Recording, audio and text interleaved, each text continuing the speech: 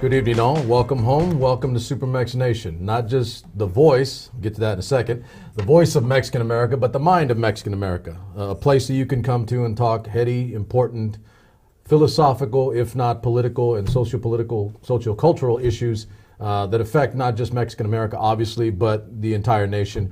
But through this filter, a little darker, not quite as light, and a little more left of center than the central part of America. We have a special show for you tonight. It is a little different than we normally do. We're not talking about politics, and trust me, I'm in a good mood to not do that tonight. Sometimes I've told you guys, you just got to get away. You got to live a little bit.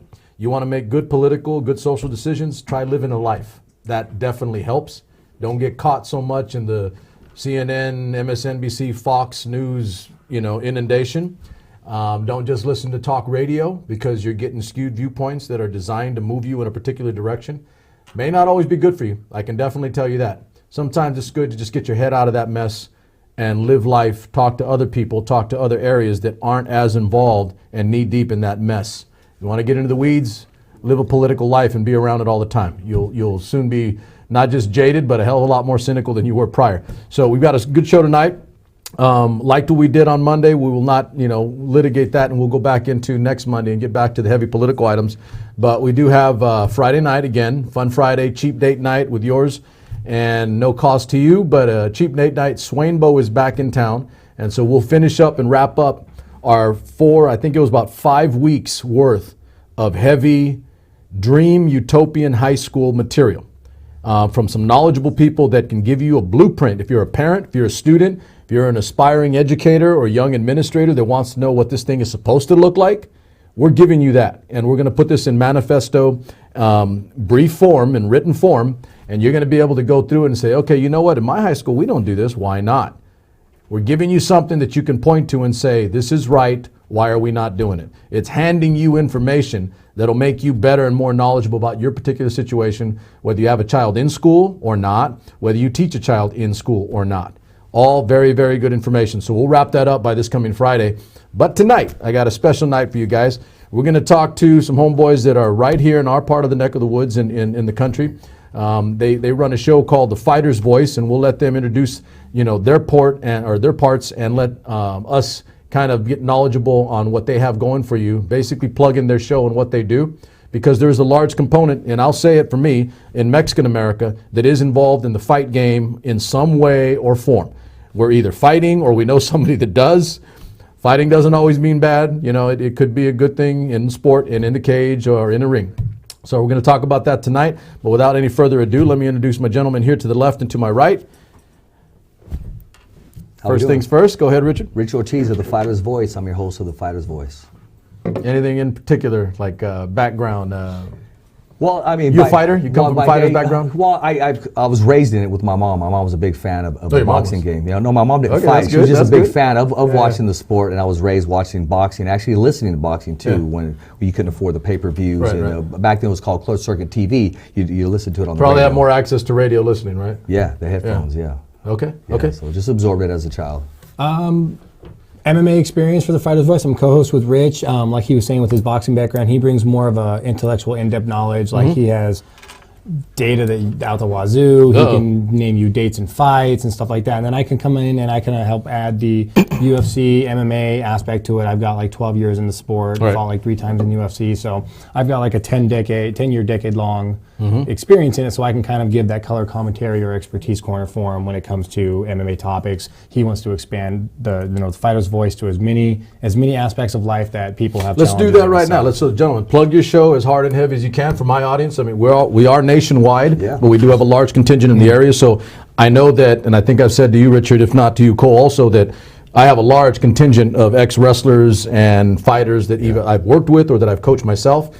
And when they see you guys on the show tonight, you're probably going to pick up some more fans, which is always good, right? It's always good. So go ahead and plug show. I mean, what do we have with you guys? Hey, well, right away, please subscribe. That's www.youtube.com/thefightersvoice, and also our website, www.thefightersvoice.com. Hey, appreciate you subscribing and following us. The Fighter's Voice was put together, actually, I am the original Fighter's Voice. The people that know my story, I dedicated my whole career to my son.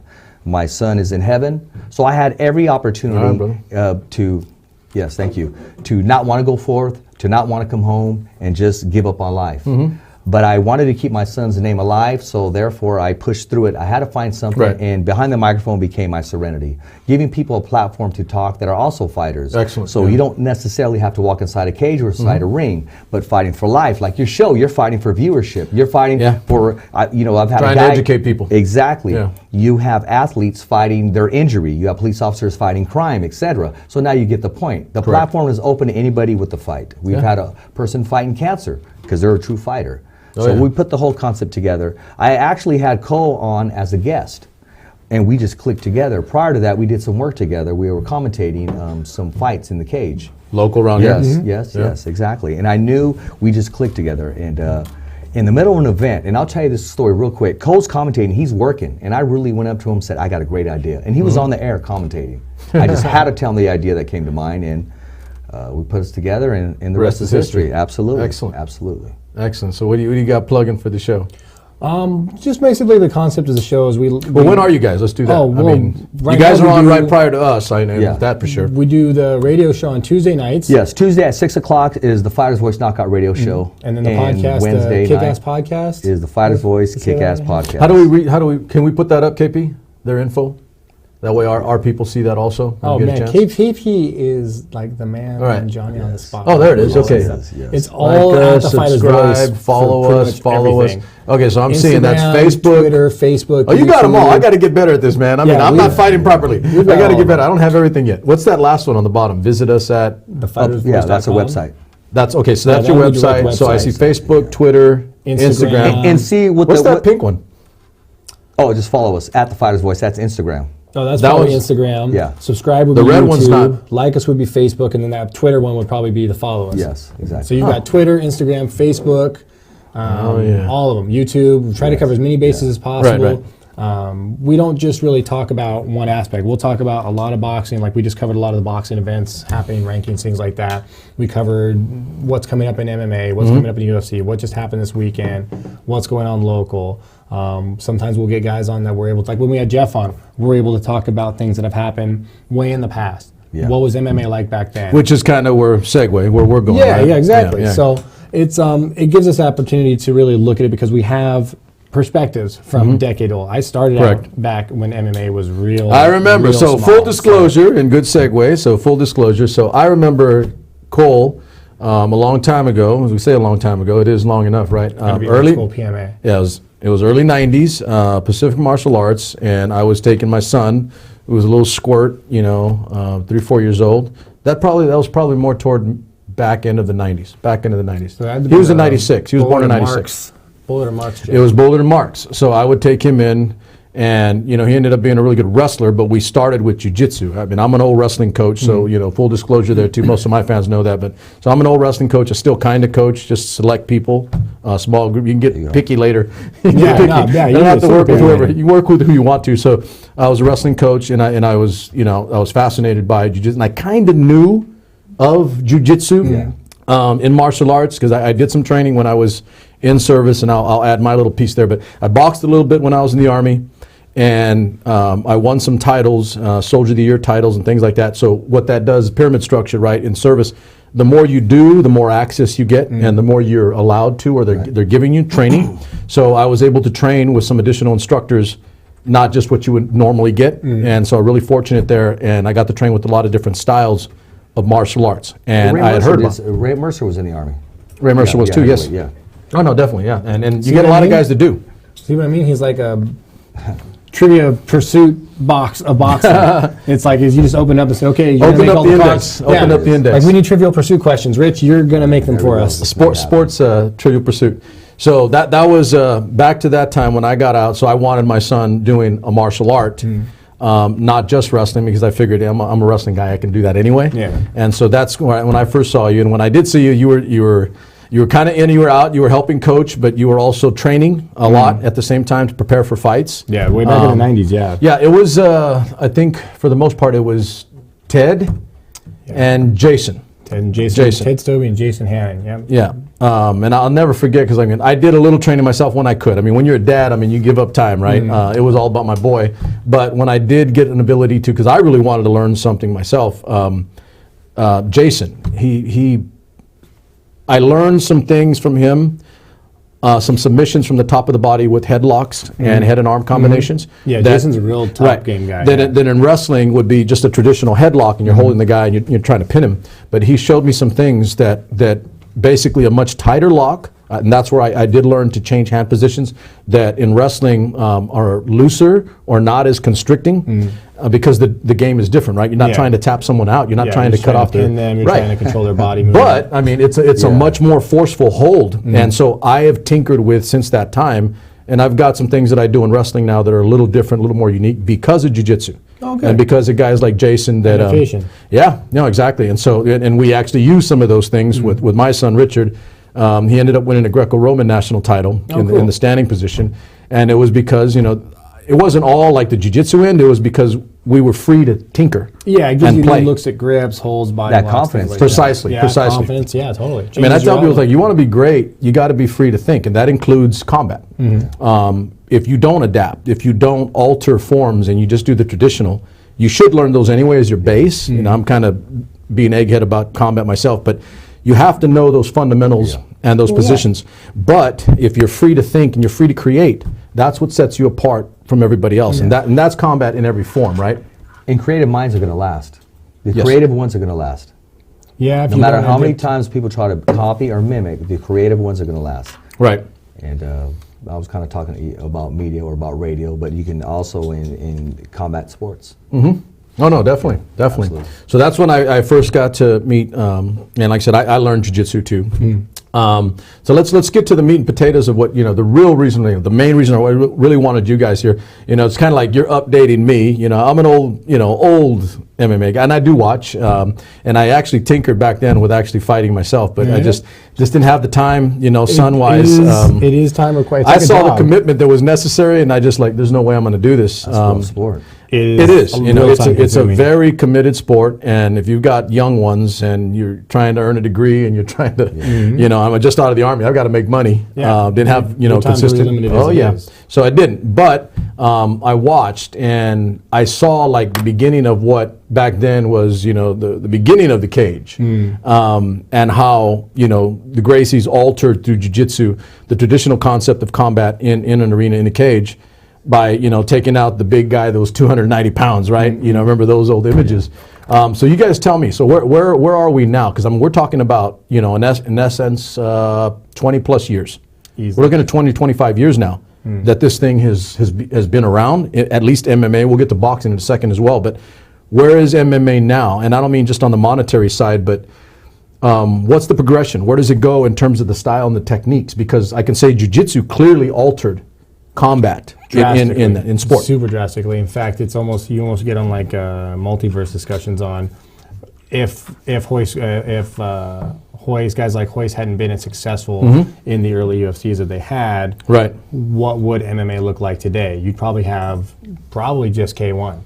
If they weren't as successful as they were, you'd probably have. Let me back that up from my audience. So UFC being for you guys Ultimate Fighting Championship, which was kind of everybody get in there regardless of style or technique. It wasn't specific. It was like a proving ground. Throw them in there and let's whoever's style is the best, right? And then so K1 is just strictly like kickboxing. It's just more kickboxing. There's no takedowns. You can throw your guy, but that's. I was wondering about it. So that's you can't. So a guy like me, I wouldn't be able to do much to the guy.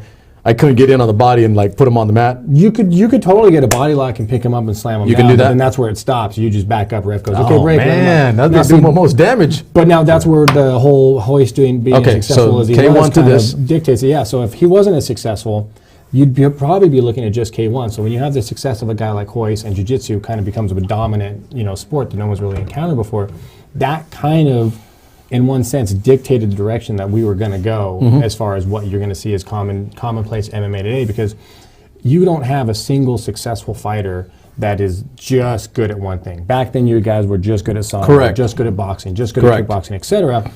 Now, if you're not pretty proficient in an array of them, you're not going to be able You'll be exposed in one of those styles. Yeah, you'll get exposed in the farm level circuit. You'll never, or the first fight you take on a circuit. Yeah, or if you fight, because that's everything. Is you've got AAA for baseball. Yeah. You've got AAA basically for every other sport. MMA is the same way. So do we have that now? Because I don't remember that back then. Well, all you had back then was Farm League. Back then there was UFC, and then whatever. Is it else much there more was. structured? I mean, It's not that it's more structured. It's more dynamic, more diverse. You've got UFC, you've got Bellator, you've got places like amateur, like 559 Fights. You've got a pro like Compa Combate. 559. That's Luchao. Yeah, that's Jeremy Luchao. He's a wrestling dad. He's a wrestling dad. I know So his boys on. and you've got one over in Asia. So you've got these different organizations now that are all becoming kind of top tier versus when we first started out for the first like 10 to 5 years, there's UFC and then there's just what everybody else was. Yeah. If you weren't fighting in the UFC, you were fighting for somebody else. Okay. Which basically translates to you're not playing for the Dodgers. You're playing for somebody else. You're still Yeah, playing yeah, baseball, yeah. but you're getting paid like pennies. You're getting Yep. paid. You're just doing your dues. I remember that. So- I remember young kids doing that, and they didn't get much of nothing. So, and they were yeah. taking advantage. And then you guys know where I'm kind of like, I err on the side of, the people getting taken advantage of. And I used to tell kids that I knew that were wrestlers and they wanted to go fight, and they would they go, I'd ask them a question. They were like, how much did you make? Or what did they pay for? Did they cover your hotel? And I don't know. I'm not in your game. I don't know this stuff like you guys do. I just know some simple stuff like if you're going to get your head bashed in, You might as well get some. then you better get compensation. some money for it. Yeah. If that guy's making money off the tickets, you guys jump in and correct me if I'm wrong, but if the dude's making money on tickets, the promoter or whoever it is, and the show's good and there's money going in one direction, I've got a young dude over here getting his head bashed in, like, yeah, I just want to fight, bro. I'm like, yeah, that's cool, but I don't know, am I then wrong? in the starting absolutely. years, You're right. It's true. In the starting years, there was little amateur, but like if Luchao was here, Luchao would be like, well, now hold on. If Jeremy was here, because he has what's That's called all right, though. He's amateur. management. He's So, management. but what I'm saying is, I can kind of give his perspective too on what they're doing. So you've got the guy that's making all the money for promotion. You've got the guy that's selling all the tickets. And you've got the guy that's taking all the abuse. Now, when amateur MMA first started out, I was on the very hard side of the fence of. Well, you the would know. guys I were mean, getting so bumped. you probably were at those points where At maybe you some didn't get points, paid a yeah. lot. Well, I think I made like $250 my first fight. But the thing is that Okay. nowadays you have amateur fights where they're not necessarily get drinks getting at paid. Drinks and Extra friendly perks. ring girls. Friends- I knew you were going to go there. I don't know how to say it without getting in trouble. Some other prizes. Other doing prizes right. were So had. that's worth an additional $1,000. But today you've got guys that are fighting for camo, that are fighting for the amateur side. They don't get pretty much any real pay, but at the same time, you've got guys like Jeremy, Richard, anybody else putting on large scale, consistently good shows for the amateur circuit. You're being given a platform in which you do good here 2 or 3 times, you cut your teeth, you get your experience. Correct. Maybe we put you up for a belt fight. That's how you're building your brand and your experience. But they're doing it on such a large scale without access to TV. Do young without access to guys streaming. now kind of understand that? They do now. Guys starting out in the sport now So they're kind much of more understand knowledgeable. that there's more education, there's more knowledge. They know there's kind of a hierarchy that they have to go through. Okay. I don't So- necessarily agree with all so of it. I was going to sides say, to so that. were you in Yeah. at that time too, like 90s into Well, zeros? and, here's the whole thing. From 90s to now, even with the Hoist Gracie and the Ken Shamrocks, now it was illegal back then. Now there's a governing body. Now it's sanctioned. Yeah, I know. It was Now Wild it's- West. Yes, It was Wild West back Exactly. then. It was basically the very first time I saw it. I had a weird feeling in my stomach, like I just saw a bar fight right now. Like you were anticipating something bad. but it was happening. legal. Yeah. But it's legal, right? Yeah, well, now it's legal. I mean, now it's legal in the States. Before, I mean, they would hit up North Carolina, they'd hit up wherever Pay-per-view, they anywhere yes. it wasn't banned. Oh, really? Exactly. Yeah, because it went into the dark ages. You So that's had what I to mean be by on it was TV. like Wild West. I mean, it's Yes. Oh, yeah. whatever the And hell. right, cool. It started falling off, started disappearing. Yeah, when it started to get until banned they, and all they that put together fight a back? governing body. They sanctioned it, which means okay, there's rules now. The gloves. There's How did they nobody set it up? allowed, Did they set and it weight up along the classes. lines of like boxing or? I mean, that would be the logical, weight, right? Yeah, weight classes. Right? Yeah, they kind of looked at what boxing was already doing. New Jersey, Texas, Denver, California, a couple other states that already had existing established boxing commissions. Like they'd already been doing it. They already kind of had rules for combat sports. So they kind of looked at them and said, okay, here's some of the extra things we can do. Let's have some discussions. Let's have some summits on this. Let's expand these set of rules Right. to fit what we're doing. And the next thing you know, the athletic commissions were like, okay, well, we're a governing body for boxing. We will oversee your MMA event, and we'll give it a governing body. And that's the first step that led to being able to have legal fights again in certain Right. states. And then once one state recognized it, now California's athletic commission would say, okay, I we'll remember that recognize time. it. So I remember that time. they all started kind of working Yeah. together based on boxing, existing boxing Correct. commissions having to step forward and go, we'll take a chance. What do you got? You know what I mean? Yeah, yeah. Like they had to take a chance and look at some stuff and say, let's open the door. Let's talk about this. How Right. can everybody win? So you had to have guys like because there was Royce. no way they were going to stop it. I remember those conversations. I remember some political people. We like that I the talked idea, but we need to fix it. Okay, we need Correct. to fix it now. There's holes. Okay, exactly. So you set some standards in place, and basically some rules. Right. Now you got sponsorships because now they're not hiding anymore. They want to come out because it's popular. And now where it's at today is just everybody wants to buy a fight shirt and be a fighter. Yeah. That's true. That's true. No, that's deadly true. To sell their share rights to Conor. They're like, if you want ownership of the company that bad, I'll sell you. Guys like Stallone, because you got to remember, it's not the Zuffa brothers that own UFC anymore. They used to own all the station casinos. I know, they sold it. Right. To, it's like WMA or something like that. Bottom line is, it is a actor entertainment industry management company is who now owns the UFC. So they found a better way to monetize it, clearly. They are finding the different direction in which to monetize it, I would say. But bottom line is, if it weren't for guys like Royce, which I've gone on record several times, he's even heard me say, I don't care for Royce. I have personal reasons. I never met him personally, so I had one interaction with him personally, and that was enough for me, unfortunately. But you've got guys like him, and then you've got people within the boxing commission that saw the light and saw the opportunity there for everybody to have something new that could be good for everybody. So you got to have all those pieces, because without Royce, there's no point. But you have Royce doing his part, and then you've got to have the athletic Who was the big guy? I'll never forget that image. The big guy that he fought, I think, in the very first one, and he tapped him with the triangle, I want to say. Was it Chemo? It's a big dude. Chemo was later on. Okay, the dude was, it might have been the first one. Chemo came with long hair, and Royce was pulling the hair. Yeah. But he had to walk in and retire because of the shoulder. That last fight. Yeah. I just remember, I remember a triangle, and the dude was you massive. talking about the big sumo wrestler. Oh, yeah, okay. No top on, because I'm going to tell you what, because that, I'm like, It was like that watching a changed video things. game. Yeah. That changed well, things. The gi itself changed things too. Oh God, the gi changed. Definitely. So because now it was, I don't have to choke you. You have nothing on. Great. Well, I'm going to choke you with something I have on me. That's so dry. You do know that's aggravating as hell. I don't know about for you. Hell yeah. But for me, like, I never liked wearing the damn gi. And you put the gi on, like, ugh. But now after wearing the gi, though, I bet you look at dudes wearing suits a whole lot different. Yeah, the easier way to tap them, right? I Exactly. mean, there are so many things Hoodies, you can do to them. suits, collared shirts. I look at that going, the second you make a move, dude, my hand's going right in your collared shirt, and you're done. I'm going to choke you with your own collar. A simple one, right? You're not going to land a punch on me, and that's it. And I'll wake you up going, are you okay? Exactly. Okay. So I'll admit, I do. You're absolutely right. I just when I did, so I did jiu-jitsu, right? It was just like, I'm like, oh man, I can't operate. And everything that I did, all of my submissions, I never did anything with the gi. Because I always wanted to. My rationale was, if I'm in combat, I can't rely on clothing or. My thing is like optimal conditions in combat should be something that is like an oxymoron. Combat is always being able to address the situation regardless of what it is. So I always went to arms, neck, and I stayed away from the clothes. But here's another question. So that's the main one, the big ones. I wanted to kind of get a handle on it. So talk to me, Richard, about like boxing and the impact MMA has had, or like synergistically combined with boxing and affecting like a regulatory process for MMA. Clearly, boxing influenced MMA. First, let me just say this: Royce was cool with me. Very nice guy with me. I sat down. I had lunch with him. He let me interview him back in the day with those little recorders. We sat down and ate at DeChico's. Maybe he saw you as a competitor. No, don't get me wrong. To each their own. I respect, close thing, but no, he was cool. Don't get me wrong. I've always got on record on saying that too. Is Royce is without doubt contributed probably more to the birth and. Shamrock too. Yeah, Shamrock was part, but like.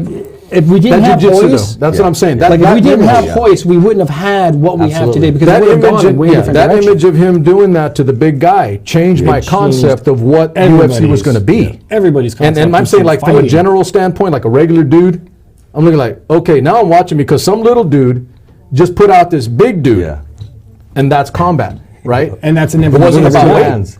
Yeah, it was hands. Yeah. So boxing, I mean, where are we? What is it now? Okay, here's where boxing is. Boxing is now a business, and a lot of people, you need to look at the business part as well, not just the part inside of the ring, but outside of the ring. And Floyd Mayweather, a lot of people don't like his style because he won't sit there and bang with you, but outside of the ring, he's a brilliant businessman. And a lot of people want to mimic his way, but he cut the middleman out.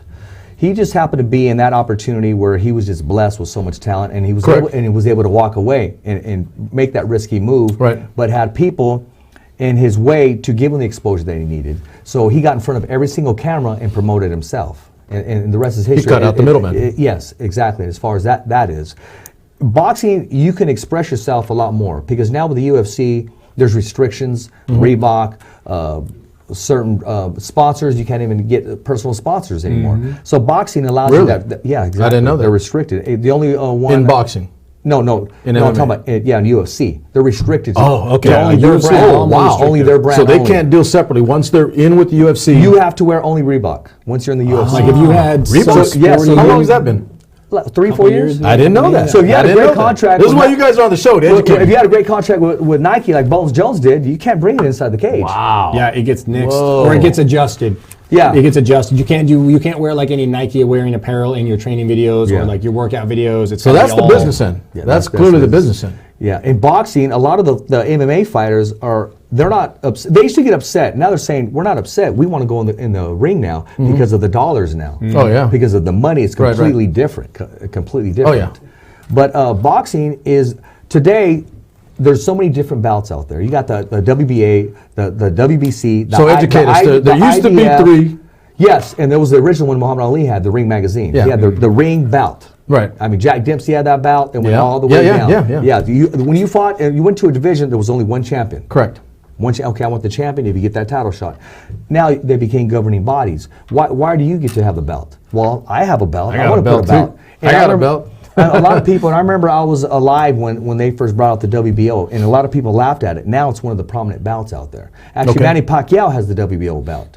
So it became a big name. We want them to fight for our belt because you're going to make that belt big. Like Right, if nobody right, wanted the right. WBO back in the day, well, Manny Pacquiao had it back in the day, or George Foreman fought for the WBO belt. He was a big name back in the day. Professional Different opinion. governing bodies, different rules. And I'm going to ask that question. Yeah. This is the question to that. Your professional opinion.